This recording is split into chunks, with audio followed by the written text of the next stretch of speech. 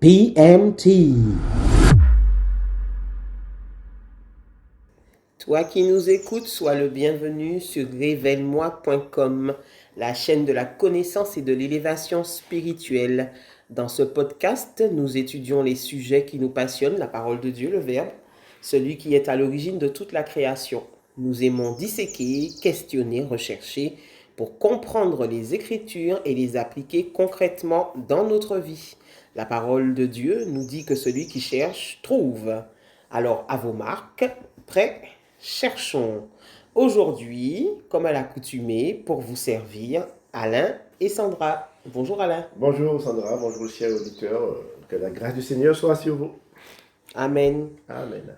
Alors aujourd'hui, nous allons aborder un autre thème. Nous allons parler du conflit générationnel qui se joue depuis le jardin d'Éden à la chute de l'homme entre la femme et le serpent. Sujet passionnant.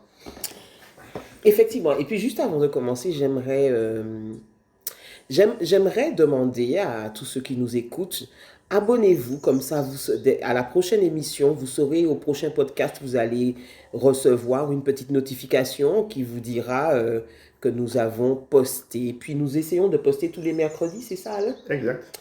Nous essayons de poster tous les mercredis, une fois par semaine, donc restez à l'écoute et vous pourrez continuer d'être édifiés. Oui, nous avons pris un rythme qui nous permet d'avancer, donc afin de vous faire du bien. Un rythme de croisière. Voilà, donc aujourd'hui nous parlons effectivement de l'inimitié, comme dit la version Louis II, entre la femme et le serpent. Donc alors nous allons dresser un peu le tableau. Au dernier podcast, nous avions parlé des dispensations. Donc à la première dispensation, l'homme et la femme sont placés dans le jardin, et puis c'est le monde parfait. Dieu constate que ce qu'il a fait est bon, et jusqu'à ce que la femme soit séduite par le serpent. Donc j'ai dressé un petit peu le tableau, et là on va rentrer dans le vif du sujet avec les versets qui nous concernent. Donc il s'agit de Genèse 3, les versets 14 et 15. Je vais lire dans la version Parole de vie. La femme désobéit à Dieu et mange le fruit défendu. Un décret tombe sur l'humanité tout entière. Ça, c'est moi qui rajoute. Le verset 15 nous dit « Alors le Seigneur dit au serpent, puisque tu as fait cela, je te maudis parmi tous les animaux. Tu avanceras sur ton ventre et tu mangeras de la poussière tous les jours de ta vie. Voici ce que je décide. La femme et toi, vous deviendrez des ennemis. Ceux qui naîtront d'elle et ceux qui naîtront de toi deviendront des ennemis. Ceux qui naîtront d'elle t'écraseront à la tête et toi, tu les blesseras au talon. » Donc, c'est assez explicite cette version, parce qu'en fait, nous voyons qu'en fait, dans le verset 15, « Je mettrai inimitié entre toi et la femme, entre ta postérité et sa postérité. » Donc, deux postérités dans le monde. Il y a deux postérités d'humains, parce que nous sommes des humains, et il ne parle pas d'animaux, il parle d'humains. D'accord, en fait, parce qu'en fait, lorsque, on veut le voir, lorsque Jacob sort du ventre de sa mère, qu'est-ce qui le tient par le talon? C'est Ésaïe. Donc déjà, il y avait ce problème de talon, c'est-à-dire que Ésaïe était considéré de la postérité de Caïn, puisque c'était le fils qui était né de la chute, et qui a une postérité. Et cette postérité-là existe, et elle est inimitié. Il y a une inimitié entre la postérité de la promesse, des enfants de la promesse, et ceux qui n'héritent pas de la promesse, les enfants du diable. Donc nous allons voir les versets tout à l'heure, pourquoi il y a des fils du diable et il y a des fils de Dieu. Alors vas-y justement, alors, est-ce que tu peux nous expliquer? Parce qu'effectivement, moi quand je suis tombée sur ça, je me suis dit, mais attends, c'est Dieu qui donne la vie, et pourquoi est-ce qu'on parle de... Là, c'est clair dans le verset, hein. Ceux qui naîtront de toi deviendront des ennemis. En fait, elle dit... deviendront des ennemis, ceux qui naîtront d'elle t'écraseront la tête. Donc on parle effectivement de deux postérités différentes. On a l'impression qu'il y a les fils de Dieu et à côté, en face, il y a les fils du diable. Donc je vais vous lire un verset qui dit, je dis, dans Jean 8 au verset 38 à 41, je dis ce que vous avez vu chez mon Père, et vous, vous faites ce que vous avez entendu de la part de votre Père. Donc, il y a deux pères dans l'humanité. Il y a un Père de Dieu, il y a le Père, le diable. Et il répondit, notre Père c'est Abraham. Jésus leur dit, si vous étiez enfant d'Abraham, vous ferez les œuvres d'Abraham. Maintenant, vous cherchez à me faire mourir, moi qui vous ai dit la vérité, que j'ai entendu de Dieu, qu'Abraham ne l'a point fait. Vous faites les œuvres de votre Père. Et lui dire, nous ne sommes pas des enfants illégitimes, nous avons un seul Père, Dieu. 42, Jésus leur dit, si Dieu était votre Père, vous m'aimeriez, car c'est de Dieu que je suis sorti et que je viens. Je ne suis pas venu de moi-même, mais c'est lui qui m'a envoyé. Pourquoi ne comprenez-vous pas mon langage? Parce que vous ne pouvez écouter ma parole. Vous avez pour père le diable et vous voulez accomplir les désirs de votre père. Et après, vous pouvez aller chez vous. Il a été meurtrier dès le commencement.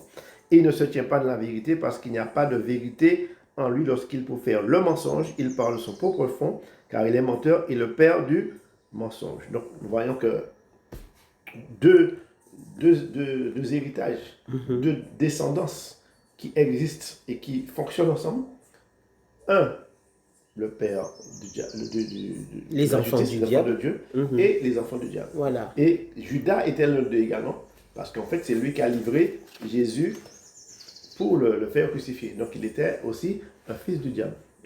Donc, nous voyons que c'est quand même très important pour comprendre le principe même de la vie sur terre, pourquoi nous avons tant d'injustices, tant de problèmes, tant de difficultés à vivre, et que les gens qui tuent, qui blessent, qui font beaucoup de choses iniques, sont en fait des enfants du diable. Parce que l'enfant de Dieu aime, pardonne et cherche la justice.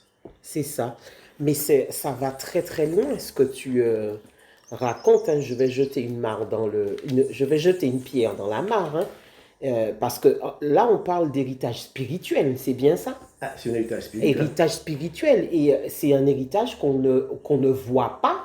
Non. Avec nos yeux physiques. Non. Ça veut dire que s'il y a un mariage et qu'il y a un fils du diable et une fille de Dieu, il n'y a pas d'union entre les deux. D'union entre deux. C'est ça. Il y a une inimitié en fait. Exactement. L'inimitié existe.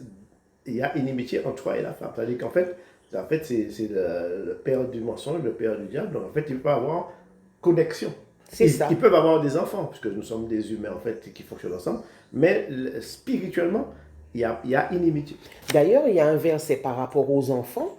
Il y a un verset qui dit que les enfants, déjà le mari est sanctifié par la femme si la femme est chrétienne, et les enfants sont sanctifiés par la personne qui est chrétienne. Donc c'est fort. C'est quand même très fort. Donc on peut être marié devant les hommes et jamais uni devant Dieu. Exact, c'est quand même une révélation assez importante qui en fait peut secouer beaucoup de choses, et pour comprendre en fait la situation peut-être de laquelle nous vivons, que nous ne comprenons pas toujours.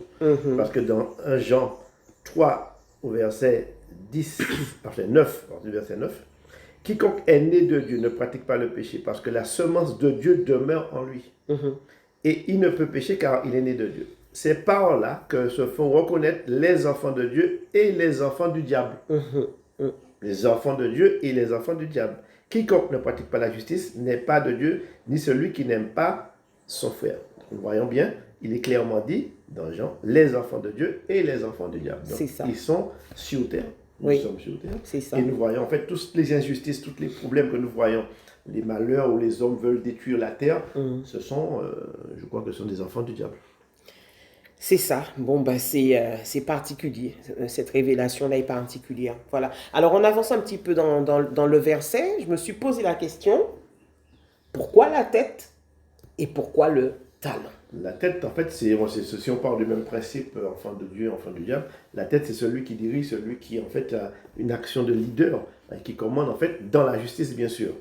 Et le talon, c'est celui, en fait, c'est là où, en fait, c'est un empêcheur de tourner en haut, qui est le diable.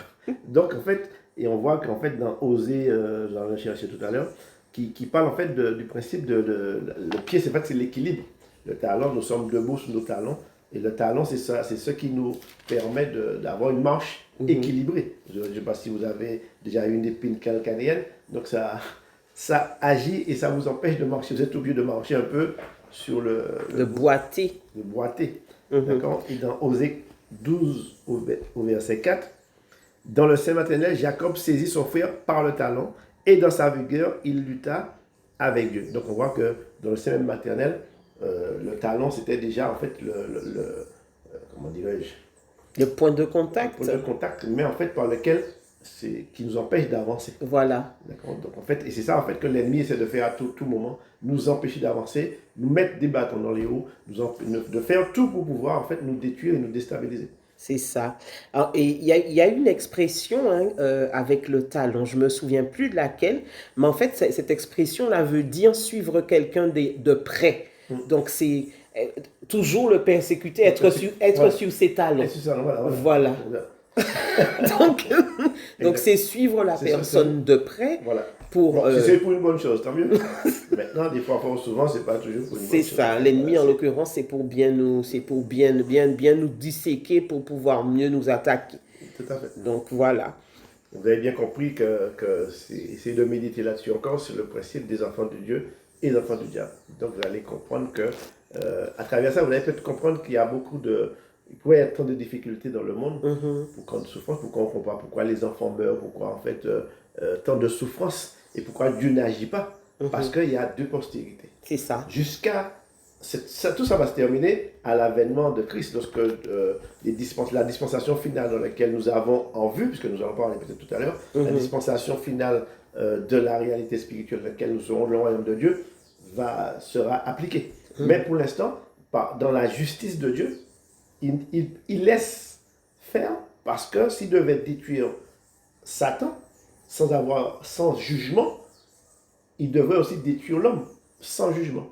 Donc, Dieu va venir juger la terre, et il va juger Satan, il va juger les hommes. Tous, la Bible dit que nous devons passer en jugement. D'où l'importance d'être né de nouveau pour ne pas être jugé. Tout à fait, tout à fait. Alors, nous allons continuer d'avancer. Donc, je vais relire le verset de Genèse 3, verset 15. Voici, je décide, voici ce que je décide. La femme et toi, alors toi c'était le serpent, vous deviendrez des ennemis. Ceux qui naîtront d'elle et ceux qui naîtront de toi deviendront des ennemis. Ceux qui naîtront d'elle t'écraseront à la tête et toi tu les blesseras au talon. Donc on va rentrer dans le vif du sujet. Et nous avons eu l'idée d'aller vérifier dans la généalogie de Jésus-Christ ce qui s'est passé pour l'histoire des femmes. Alors, ce que nous avons découvert a été édifiant. Donc, je vais commencer par Tamar. Alors, Tamar, c'était la première femme citée dans la généalogie de Jésus-Christ. Tamar, c'était une Cananéenne et c'était la mère de Juda. Donc, c'est la première femme qu'on cite dans la généalogie de Jésus-Christ. Ensuite vient Rahab, la prostituée, qui est la mère de Boaz. Ensuite vient Ruth, la mère d'Obed, qui est une veuve moabite. Et puis ensuite, on parle de Bethsabée, la femme d'Uri, l'épouse qui a été appelée de force par le roi, en fait. Et puis, en dernier lieu, dans la généalogie de Jésus-Christ, on parle de Marie, la mère de Jésus. Donc, nous avons fait un petit peu des recherches et je vais citer dans les détails ce que chacune de ces femmes, ce par quoi elles sont passées. Alors, Tamar était mariée à Er, le fils de Juda. Et c'était l'épouse de Onan et elle a eu deux fils. Elle n'a pas eu le temps d'avoir de descendants et la loi juive, à l'origine, disait qu'elle aurait dû épouser le troisième fils. Mais le père qui craignait de perdre son troisième fils, puisqu'elle avait déjà épousé le premier qui est mort, le deuxième, il est mort aussi, et le père s'est dit, bon, cette femme-là, elle est maudite, du coup, je n'ai pas envie de lui donner mon troisième fils. Donc là, lui, il était en train de pécher par rapport à la loi, parce que la loi juive disait que pour assurer une descendance à la personne qui était morte, il fallait qu'un autre frère prenne la suite. Et donc, cette femme met en place tout un stratagème et elle finit par se retrouver enceinte de son beau-père. Donc, voilà. Donc, ici, il s'agit de Tamar. Et là, on voit bien comment elle a été attaquée. C'est elle qui devait faire partie de la lignée de Jésus-Christ. L'ennemi lui a volé son premier mari, l'ennemi lui a volé son deuxième mari, et puis le troisième, on ne voulait pas le lui donner. Donc Dieu lui a fait justice, mine de rien, et puis elle a réussi à avoir un enfant de son beau-père. Donc c'est une histoire particulière, et pourtant, Tamar se retrouve la première femme à être citée dans la généalogie de Jésus-Christ. C'est un honneur aux femmes. Honneur aux femmes. Alors, on passe à Rahab. Rahab était une prostituée cananéenne. Et c'est elle qui a sauvé les espions qui étaient allés à Jéricho. Donc, elle, qu'est-ce qu'elle faisait? Une prostituée, elle vendait ses charmes. Hein. Et pourtant, elle avait la révélation du Dieu vivant. Dans Josué 2 au verset 11, on lit « Personne ne se sent capable de vous résister, car le Seigneur votre Dieu est Dieu là-haut dans le ciel et ici-bas sur la terre. » Donc, Rahab, c'est elle qui était la clé pour la prise de Jéricho. Et Jéricho, c'était une forteresse érigée par Satan pour empêcher d'entrer dans le pays de la promesse. Donc là encore, je pense que Rahab, elle était choisie de tout temps parce que non seulement on la cite dans la généalogie de Jésus-Christ, mais en plus on la cite aussi dans Hébreu 11, il me semble, des personnes qui ont la foi, les piliers de la foi. Les piliers de la foi. Donc la prostituée qu'on cite dans la généalogie de Jésus-Christ et la prostituée qu'on cite dans les piliers de la foi. Dans Hébreu 11 au verset 31, c'est par la foi que Rahab, la prostituée, ne périt pas avec les rebelles parce qu'elle avait reçu les espions avec bienveillance. Elle avait en vue la promesse de la terre promise. C'est ça.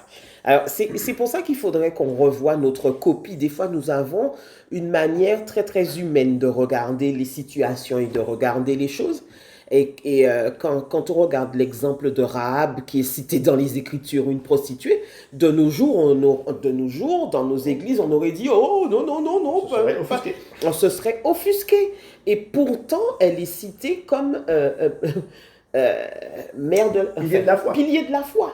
Donc, c'est quelque chose. Et effectivement, Rahab, c'était une femme qui voyait déjà beaucoup plus loin. Elle avait déjà... Elle a salué de loin les choses les choses à venir. Voilà.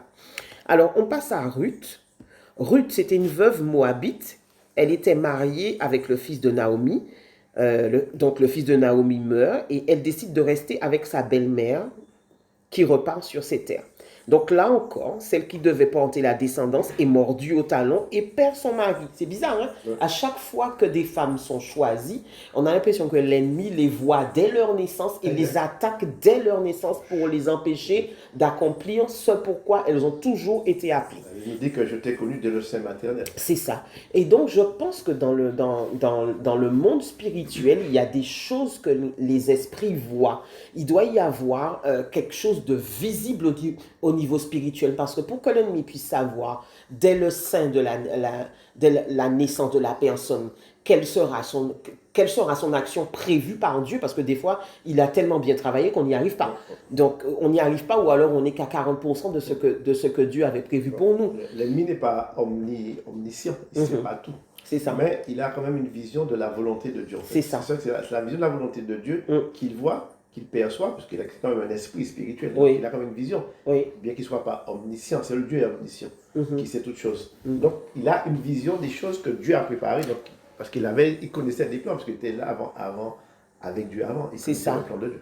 J'ai l'impression qu'il voit les grâces, en fait. Voilà. Parce qu'à mon avis, les grâces dans le monde spirituel sont matérialisées. Voilà. Elles ont, je ne sais pas si on peut appeler ça une couleur ou quelque chose, mais les grâces sur la vie de quelqu'un sont déposées depuis le départ.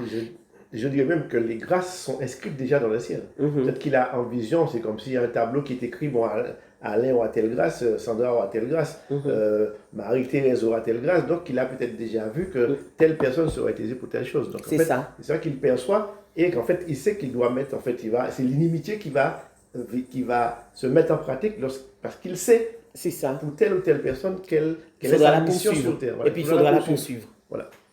Pour l'empêcher d'atteindre sa destination. Donc voilà, mais Dieu est toujours Dieu. Alors je continue avec l'histoire de Ruth. Donc même si l'ennemi a récupéré son mari par la mort, la descendance, elle a été là parce qu'elle a été assurée finalement par Boaz, qui était le plus proche parent. On va expliquer le principe du proche parent l'autre jour. C'est très important. On ne l'avait pas fait dans une des émissions, le proche parent, non? Il faudrait qu'on vérifie. Oui, voilà. Le proche parent est très important dans le principe de rachat. Ok. Alors, nous continuons avec une, deux, troisième femme, Bethsabée, citée dans la généalogie de Jésus-Christ. Donc, Bethsabée, c'était la femme d'Uri. Et là, je réfléchissais un peu sur son histoire parce qu'on a tendance à lire les Écritures un peu rapidement, chose qu'il ne faudrait pas faire. Et, il faut éviter de les lire rapidement. En fait, Bethsabée, mine de rien, elle a été prise de force par David parce que c'était une femme. Bethsabée a été prise de force par David et moi je vais aller plus loin dans ce que je pense. Elle a été violée. Elle a été violée. Carrément. Parce oui, il l'a vue de loin. Et il l'a fermée dans son royaume. Hein. Exactement. Donc c'est assez violent. Donc Bethsabée a été violée. Je pense que même là, souvent les gens se disent, mais pourquoi c'est cette femme-là qui a été choisie par Dieu pour pouvoir donner naissance au fils de la promesse. Parce que le fils de la promesse n'est pas sorti d'une autre personne, il est sorti de Bethsabée. Mais il ne faut pas oublier que Dieu est un Dieu juste, donc il lui a fait justice. Il a lavé son honneur. C'est ce que nous avons, la justice de Dieu. Donc, en fait, toutes ces femmes représentent une partie de la grâce de Dieu. C'est ça. Promesse, justice, beaucoup de choses ainsi. D'accord? C'est ça, voilà. Donc, et puis, pour corroborer ce que nous étions en train de dire, dans 2 Samuel 11, verset 4, on dit « Elle se purifia de sa souillure et retourna dans sa maison. » Donc, on voit bien clairement qu'elle n'était pas consentante. C'était pas un acte volontaire. C'était pas un acte volontaire. Quelqu'un qui se sent souillé, c'est quelqu'un qui a été violé dans son intimité. Ouais. Donc voilà. Donc encore une histoire dure où l'ennemi a mordu le talon de la femme. Parce que visiblement, elle aussi, elle a été choisie puisqu'elle a été citée dans la généalogie de Jésus-Christ. Et puis nous arrivons à la dernière femme de la généalogie de Jésus-Christ, qui est Marie. Alors c'est la dernière, donc je n'imagine même pas ce qu'elle a dû vivre. Elle était... Imaginez-vous de nos jours, on est fiancés, enceinte, et puis on va dire aux gens, c'est le Saint-Esprit qui m'a mise enceinte. On va dire, oui, d'accord, très bien. Imaginez-vous la réputation de Marie. Il y a l'expression qui dit, c'est par l'opération du Saint-Esprit. C'est par l'opération du Saint-Esprit que ça t'est arrivé, oui, tout à fait. Eh ben, c'est ce qu'elle a vécu, et pourtant, elle aurait pu dire, Alain, bon, moi, j'arrête avec ça, ma réputation était nickel, j'étais sur le point de me marier, non, je décide que non, que je ne vais pas porter le Sauveur, mais en fait, Marie, elle avait autre chose en tête, elle avait en tête... la promesse. La promesse. La promesse de la grâce. C'est ça. Parce qu'il est bien dit, lorsqu'elle a été visitée, à qui une grâce a été faite. Elle a tout de suite saisi ce mot grâce. Elle est entrée dans la grâce. Et lorsqu'elle a parlé de grâce, elle accomplit les lois de Dieu, le royaume de Dieu. Elle a tout vu, en fait. L'Esprit Saint lui a ouvert les yeux. Elle a vu en un instant, à travers la grâce, ce qui l'attendait, en fait. Tout à fait. Les choses à venir. C'est ça. C'est pour pouvoir porter Jésus, étant une femme fiancée, et dans ce temps-là, c'était quand même la vertu qui primait. Oui. Donc, c'était quand même très, très, très fondamental pour elle. Donc, il fallait qu'en fait, qu'elle ait en vision, que le Saint-Esprit lui révèle, parce que si le Saint-Esprit l'a couverte, c'est parce que le Saint-Esprit lui a donné une faveur de lui révéler les choses à venir. Et elle a vu aussi les choses à venir. C'est ça. Et on va revenir dessus pour vous expliquer tout à l'heure. Effectivement, donc toutes les femmes dont nous avons parlé avaient une vision des choses à venir. Voilà. C'est exactement ça. Donc, il y a un verset qui nous dit dans Romains 8, 18, « Les souffrances du temps présent ne sauraient être comparées à la gloire à venir. » Exact. Donc, toutes ces femmes ont souffert, mais elles avaient en vue les choses à venir. Oui. Alors, Ruth, elle a pu dire, « Ton Dieu sera mon Dieu. » C'est ce qu'elle a dit à sa belle-mère. Donc elle avait en vue la La promesse. promesse. Oui.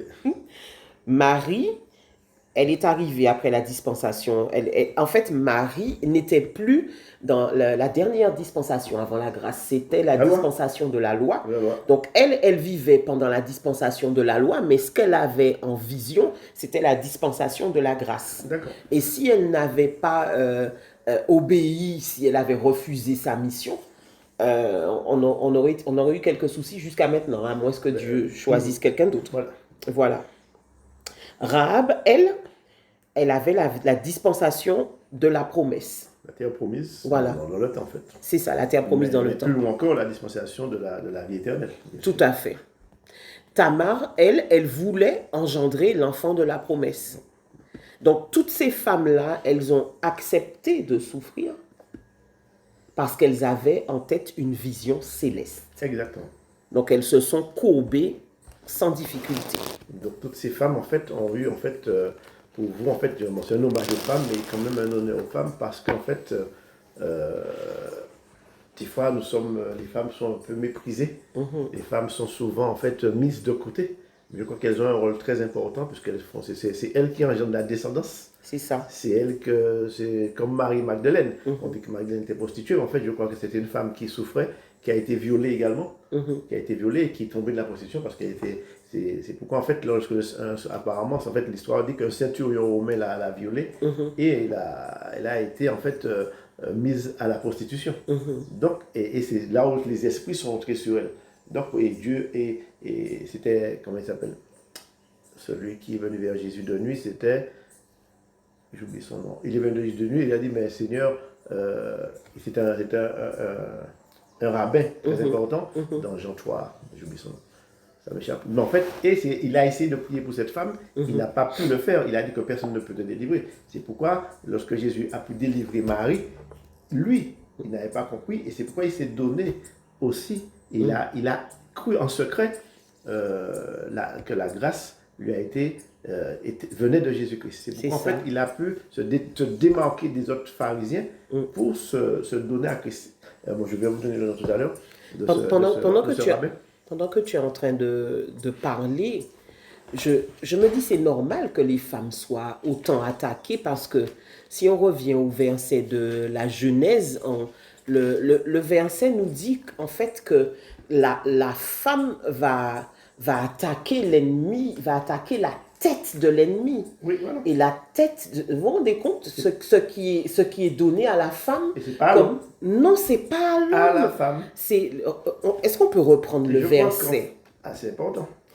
Est-ce qu'on peut reprendre le verset? Prends-le dans ta version. On essaie de brimer les femmes, alors que les femmes ont un rôle fondamental dans l'Église et peut-être dans le monde. C'est Genèse 3. Genèse 3. 15. Je mettrai inimitié, je veux vous dire. Donnez-nous 2 secondes, puisqu'en fait, Dieu, à travers ce que nous dit, nous fait également des révélations pendant qu'on vous parle. Donc, je mettrai inimitié entre toi et la femme, entre ta postérité et sa postérité, celle-ci t'écrasera la tête et tu lui blesseras le talon. Et il dit à la femme, je augmenterai la souffrance de tes grossesses, tu enfanteras avec douleur, les désirs se porteront vers ton mari et il dominera sur toi. C'est ça. Donc on voit que qui est chargé d'écraser la tête? C'est la femme. C'est la femme. Celle-ci t'écrasera la tête. Et la tête, c'est le commandement, comme tu disais tout à l'heure. C'est la partie névralgique, c'est le plus important. Tout à fait. Donc c'est normal que par-delà toute la terre, elle souffre autant parce qu'il faut qu'il se défende pour pas qu'on lui écrase la tête. Donc, nous voyons que la femme a un rôle fondamental dans la vie spirituelle.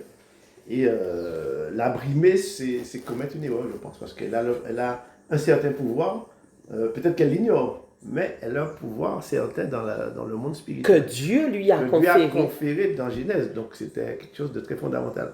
Donc à vous les femmes, mettez-vous debout et commencez à prier, parce que quand il y a quelque chose qui doit sortir de vous. Et donc du coup, ça c'est une loi spirituelle qu'on vient juste de découvrir en fait. Voilà. La femme t'écrasera la tête de l'ennemi. Exact. Donc et c'est pas l'homme qui a donné ça. Il a dit à l'homme que bon, tu vas travailler de la souffrance. Voilà. Bon, sous la terre. Mais je crois que la femme travaille dans le monde spirituel. Waouh. Donc effectivement, comme tu disais, les femmes, celles qui sont à notre écoute, relevez la tête et priez parce que vous avez été établies comme des guerrières spirituelles. Et effectivement, quand on voit une assemblée, une congrégation de femmes se mettre debout en prière, ça fait trembler l'enfer. Je crois que dans l'église, on le voit même dans les églises, hein, un peu partout, si on devait enlever la femme dans l'église locale, on allait enlever 90% de l'église et qu'il ne restait que 10% de personnes dans l'église. Donc je crois que les femmes sont majoritaires dans les églises, vous pouvez le constater, c'est une réalité. C'est ça, Les femmes sont plus nombreuses dans les églises que les hommes. c'est ça, c'est ça. Alors nous allons continuer, nous allons terminer avec Hébreux 11, les versets 13 à 16. Tous ces gens sont morts en croyant en Dieu. Ils n'ont pas reçu les biens que Dieu avait promis, mais ils les ont vus et salués de loin, et ils ont affirmé qu'ils étaient des étrangers et des voyageurs sur la terre. En affirmant cela, ils montraient clairement qu'ils recherchaient une patrie. Ils ne pensaient pas à celle qu'ils avaient quittée, sinon ils avaient bien le temps de retourner chez eux. En fait, c'est une patrie meilleure qu'ils cherchaient, c'est la patrie du ciel. C'est pourquoi Dieu n'a pas honte d'être appelé leur Dieu. En effet, il leur a préparé une ville. Amen. Donc ce que l'on peut dire sur ça, c'est que notre vie chrétienne, notre vie en fait avec Dieu, il doit y avoir en fait, il faut que vous ayez en vue des choses meilleures, des choses célestes. Parce que là, une bénédiction, c'est pas celle elle s'obtient sous la terre, mais elle sort du ciel, c'est obtenir les choses qui appartiennent à Dieu. La bénédiction, c'est obtenir quelque chose qui appartient à Dieu. Donc elle sort du ciel, elle descend sur nous. Et c'est pourquoi en fait toutes les femmes, nous le voyons tout à l'heure, qu'elles avaient en vue quelque chose. Elles ne se sont pas arrêtées sur des choses terrestres, mais sur des choses célestes. C'est-à-dire que tout le temps où vous aurez, nous-mêmes, nous aurons une vision terrestre des choses. Donc je veux telle bénédiction, je veux me marier, ce sont des choses légitimes. On va s'attarder sur des choses terrestres. Attardons-nous d'abord sur des choses célestes, là où sort la bénédiction et qui descend sur nous, parce que si nous attendons ces choses terrestres, il n'y a pas de bénédiction qui va venir. Ou alors nous aurons partiellement quelque chose. Mais cherchons d'abord. Il y a un verset qui dit ça. Il y a un verset qui dit, on l'avait là dans un des chapitres. Recherchez d'abord les choses d'en haut. Et vous obtiendrez. Toutes choses vous seront données par-dessus. Par-dessus tout. Donc, d'abord, commencez à méditer, chercher les choses qui viennent d'en haut, et de là va découler la bénédiction. Tout à fait. Si nous arrêtons sur nos petits soucis, c'est vrai que la vie est faite comme ça, mais nous allons lutter contre l'ennemi, le diable, qui nous blesse le talon, il est sous la terre. Donc, il va tout faire pour nous empêcher. Alors que si la bénédiction sort du ciel, il ne pourra rien faire, il ne pourra pas l'empêcher de descendre. C'est ça. Parce que Dieu est Dieu. C'est ça. Fais de l'Éternel ton Dieu, et il te donnera ce que ton cœur désire. Fais de l'Éternel tes délices, et il te donnera ce que ton cœur désire. Voilà. Amen. Très beau sujet, Alain. Amen. Waouh. Je crois que vous avez été édifiés, les femmes surtout, je vous encourage à vous qui avez été bafoués, violés ou maltraités, brimés, en fait, je crois que vous devez empêchés de parler, relever la tête. Vous avez une mission, celle d'écraser la tête de l'ennemi. Donc, relevez-vous et donnez gloire à Dieu. Et c'est un encouragement à toutes les femmes qui prient, qui ont des fois des doutes, qui ont des moments difficiles. Je crois que le moment est venu de comprendre que la mission que vous avez, c'est une mission très grande. Mission spirituelle. Spirituelle et non charnelle. Amen, amen. Alors nous allons clôturer cette émission. Ça a été très très riche. Hein. J'ai beaucoup aimé ce partage, hein, vraiment. Et puis le Saint-Esprit s'est révélé. Il explique les choses pendant que nous sommes en train de méditer, de disséquer. D'où l'intérêt, encore une fois, on le répète, de chercher par vous-même, de poser des questions, de fouiller, de faire des recherches, d'aller dans la Bible, de lire un bon livre, etc. De mettre tout en œuvre pour se rapprocher des réalités du ciel plutôt que de chercher tout ce qui est terrestre. Voilà. Et le prochain podcast, nous allons faire une comparaison. En fait, nous allons dans Apocalypse 12 et nous allons parler du dragon et de la femme. Voilà. C'est l'inimitié. C'est l'inimitié qui existe, en fait, comment elle a agi en fait, pour la fin des temps. Donc nous allons essayer d'aborder le sujet de l'Apocalypse 12 au verset 17. Voilà. Que je vous invite déjà à lire. Tout à fait. En tout cas, nous vous remercions d'avoir suivi ce podcast et puis nous vous disons encore une fois à la semaine prochaine. Et puis surtout, n'oubliez pas de vous abonner, n'oubliez pas de mettre un petit pouce vers le haut et puis de nous laisser des commentaires. Que Dieu vous bénisse et à bientôt. Ciao.